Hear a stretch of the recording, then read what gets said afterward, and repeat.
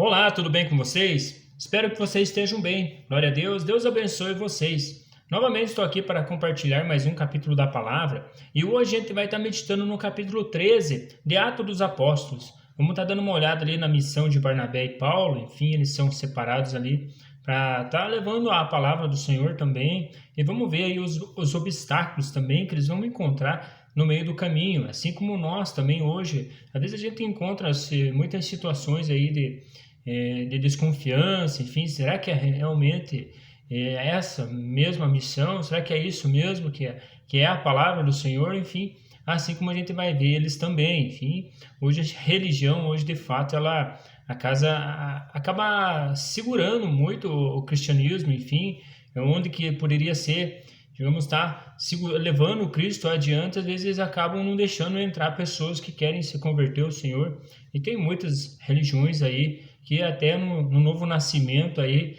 querem fazer de qualquer jeito, não como uma palavra, enfim.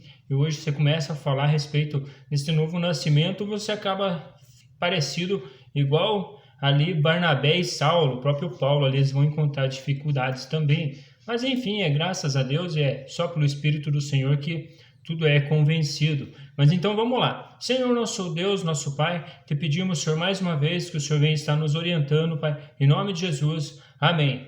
No capítulo 13 ele vai falar bem assim, ó. Na igreja de Antioquia havia profetas e mestres. Barnabé, Simão, chamado Níger, Lúcio de Cirene, Manaém, que fora criado com Herodes, o tetrarca, e Saulo. Enquanto adoravam o Senhor e jejuavam, disse o Espírito Santo: Separem-me Barnabé e Saulo para a obra, a qual os tenho chamado. Assim, depois de jejuar e orar, puseram as mãos sobre eles e os enviaram. Enfim, oraram com eles, colocaram as mãos ali e depois de jejuar, assim, eles foram em missão.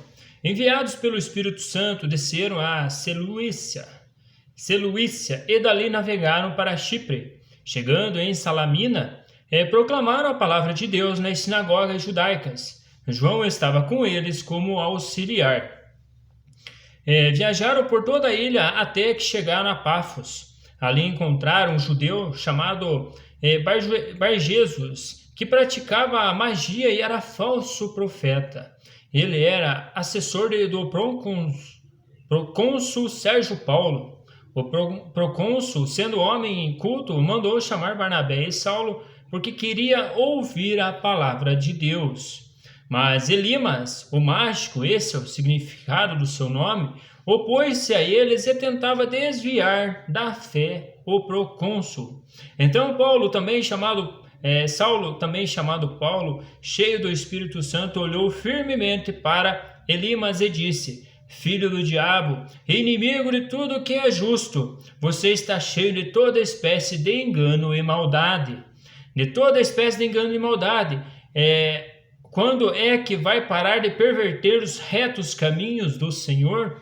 Enfim, Paulo ali dá uma rachada com ele, fala: olha, você é um filho do diabo, porque nós estamos querendo pregar a palavra aí, que o homem se arrependa, esse procônsul, enfim, que ele seja um homem cheio do Espírito Santo e você está nos atrapalhando, enfim.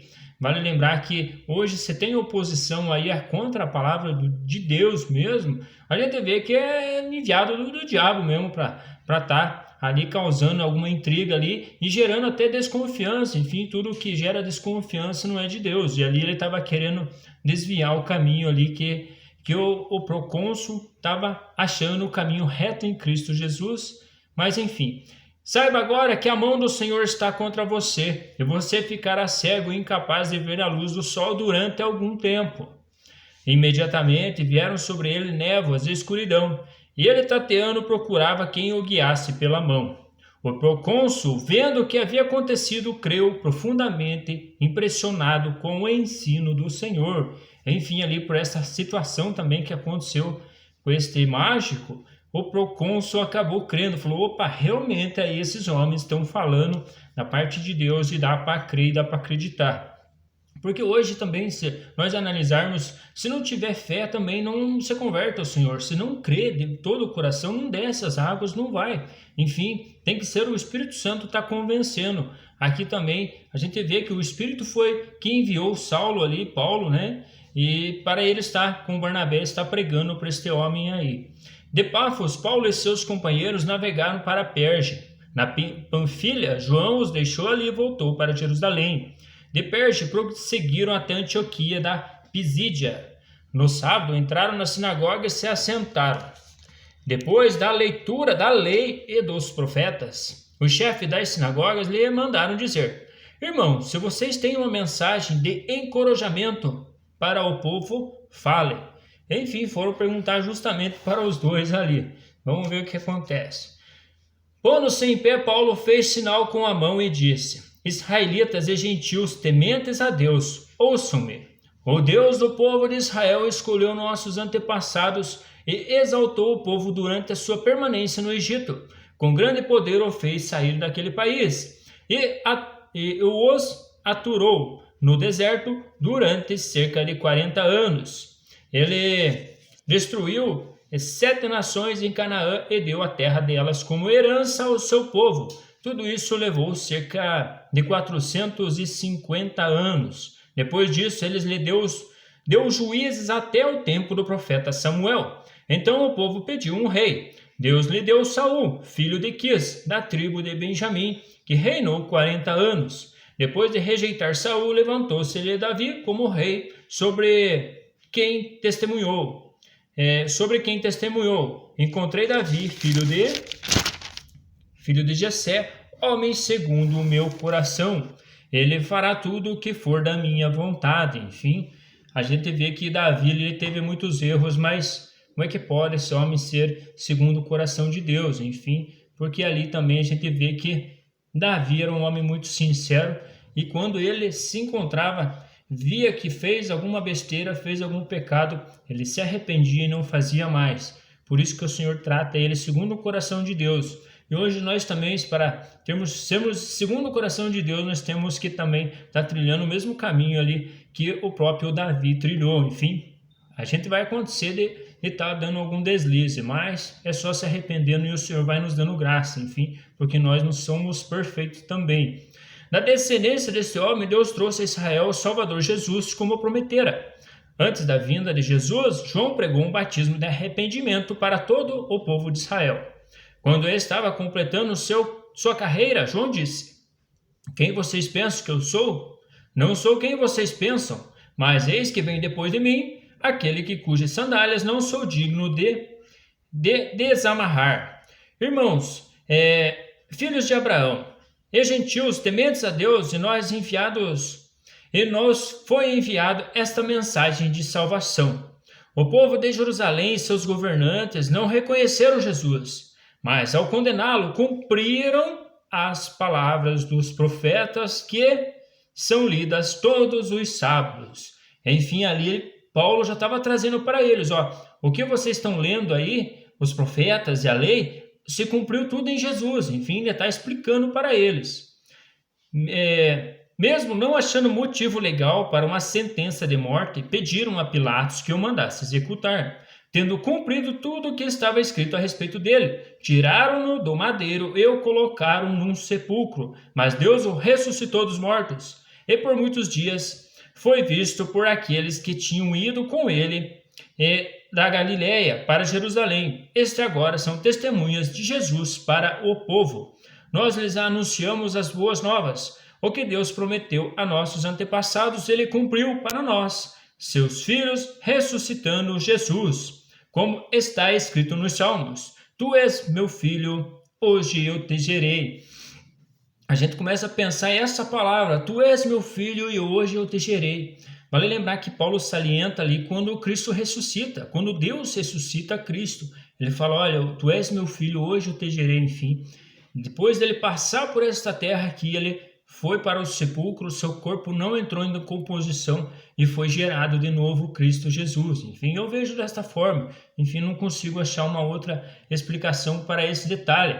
Porque Jesus, a gente já viu falando a respeito dele, que ele veio antes do mundo existir. Enfim, como é que hoje eu te gerei? Enfim, dá para a gente entender desta forma. Eu, pelo menos, entendo dessa. Às vezes você pode até achar uma outra forma de entender essa palavra aí, mas de fato eu vejo desta forma, enfim, quando Deus ressuscitou Cristo, depois que ele passou aqui pela terra, eu vejo desta forma. Mas enfim, cabe outras ilustrações também. O fato de que Deus o ressuscitou dos mortos para que nunca entrasse em decomposição é declarado nestas palavras: eu dou a vocês as santas e fiéis bênçãos prometidas a Davi. Assim ele diz noutra passagem: não permitirá que o teu santo sofra decomposição, assim como Cristo não sofreu decomposição. Ele vai tratar também de Davi, que Davi morreu e sofreu decomposição, e Cristo Jesus foi gerado de novo, enfim, ele ressuscitou. Tendo, pois, Davi servido aos propósitos de Deus em sua geração, adormeceu, foi sepultado com os seus antepassados, e o seu corpo se decompôs. Mas aquele a quem Deus ressuscitou não sofreu decomposição. Portanto, meus irmãos, quero que saibam que mediante Jesus é proclamado o perdão dos pecados a vocês. Por meio dele, todos aqueles que crê é justificado de todas as coisas das quais não podiam ser justificadas pela lei de Moisés. Cuidem para que não aconteça o que disseram os profetas. Olhem, escarnecedores, admirem-se e pereçam, pois nos dias de vocês farei algo que vocês jamais creriam, se a vocês fossem contado. Enfim, Paulo ali está cuidando, falou: cuidem vocês aí para que também esta profecia não se cumpra em vocês, assim como se cumpriu todo o decorrer de Cristo Jesus, falando nos profetas, falando nos salmos, e se cumpriu. Paulo ali está demonstrando, eles falando: olha, fiquem espertos, porque senão isso pode acontecer e se cumprir em vocês. Enfim, é claro que em alguém vai ter que se cumprir, enfim, de fato isso é verídico. Quando Paulo e Barnabé estavam saindo da sinagoga, o povo os convidou a falar mais a respeito dessas coisas no sábado seguinte. Despedida a congregação, muitos dos judeus estrangeiros piedosos convertidos ao judaísmo seguiram Paulo e Barnabé. Esses conversavam com eles, recomendando-lhes que continuasse na graça de Deus. No sábado seguinte, quase toda a cidade se reuniu para ouvir a palavra do Senhor.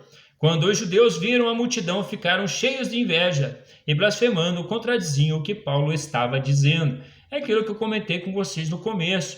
Muitas pessoas às vezes contradizem o que a gente fala, contradizem até a própria Escritura, contradizem até o próprio Senhor, enfim. Mas de fato, como eu comentei, é só o Espírito Santo que nos convence de todo o pecado e de todo o juízo também. Então Paulo e Barnabé lhe responderam corajosamente: era necessário anunciar primeiro a vocês a palavra de Deus. Uma vez que a rejeitaram e não se julgam dignos da vida eterna, agora nós voltamos para os gentios, pois assim o Senhor nos ordenou. Enfim, Paulo estava falando para eles: olha, a palavra era para ser anunciada para vocês, mas se vocês não estão querendo, olha, tem os gentios aí que quer. Esses gentios somos nós, enfim, nós que obedecemos também a palavra. Hoje nós temos vida eterna em Cristo Jesus, através também que o povo ali de Israel rejeitou o Senhor e abriu as portas para nós. Então eu vejo desta forma, porque no Antigo Testamento o Senhor vem tratando só com o povo de Israel. O próprio Cristo veio ali na linhagem de Israel, enfim, na linhagem de Davi, e veio pregando primeiro para eles. Depois que ele foi levantado no madeiro, que se abriu para nós a porta aí da salvação. Caso contrário, nós estaríamos perdidos. Enfim, nós não teríamos salvação, graças àquele ato de Jesus. Assim, hoje nós temos vida, e vida em abundância. Eu fiz de você luz para os gentios, para que você leve a salvação até os confins da terra. Aqui ele está falando que Paulo foi feito luz para os gentios, para que ele esteja proclamando a Cristo Jesus para aqueles que querem também. Enfim, de fato, não é todos que aceitam também, resistem ao Espírito Santo. Ouvindo isso, os gentios alegraram-se e bendisseram a palavra do Senhor, e creram todos os que haviam sido designados para a vida eterna. A palavra do Senhor se espalhava por toda a região, mas os judeus incitaram as mulheres religiosas de elevada posição e os principais da cidade, e provocando perseguição contra Paulo e Barnabé, os expulsaram do seu território. Estes sacudiram o pó dos seus pés em protesto contra eles e foram para Icônio. Os discípulos continuavam cheios de alegria e do Espírito Santo. Enfim, ali dá para entender que eles foram expulsos depois de eles estarem pregando para os gentios, e muitas pessoas dá para entender ali que foram salvos através da pregação deles. Mas terminamos aqui mais uma meditação na palavra. Fiquem com Deus e até as próximas leituras. Até mais!